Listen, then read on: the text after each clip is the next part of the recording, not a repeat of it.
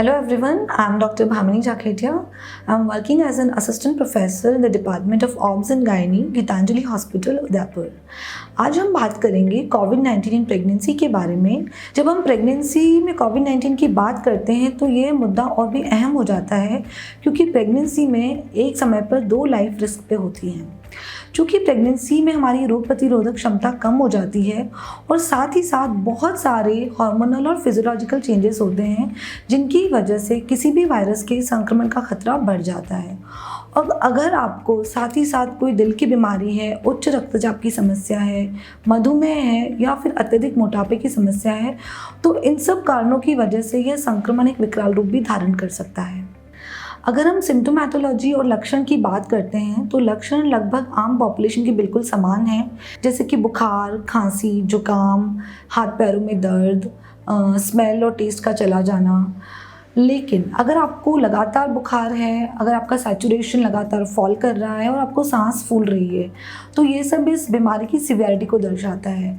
इसलिए आप अपने सिम्टम लगातार मॉनिटर करते रहें, अपने डॉक्टर के लगातार संपर्क में रहें। यहाँ एक सकारात्मक बिंदु मैं ये बताना चाहूँगी कि अगर कोविड-19 संक्रमण आपको प्रेगनेंसी के पहले 3 महीनों में होता है तो आपको बिल्कुल घबराने की ज़रूरत नहीं है। आप अपनी प्रेगनेंसी कंटिन्यू कर सकते हैं, क्योंकि अब तक इस वायरस की वजह से किसी भी बच्चे में कोई जन्मजात विकृति नहीं देखी गई है और किसी भी महिला में कोई अबॉर्शन की पुष्टि भी इस वायरस की वजह से नहीं हुई है। और जितने हमारे बॉडी फ्लूइड्स हैं, वेजाइनल सेक्रेशन या एमनियोटिक फ्लूइड में इस वायरस को डिटेक्ट अब तक नहीं किया गया है, इसलिए मदर टू चाइल्ड ट्रांसमिशन की पुष्टि भी ये नहीं करता है।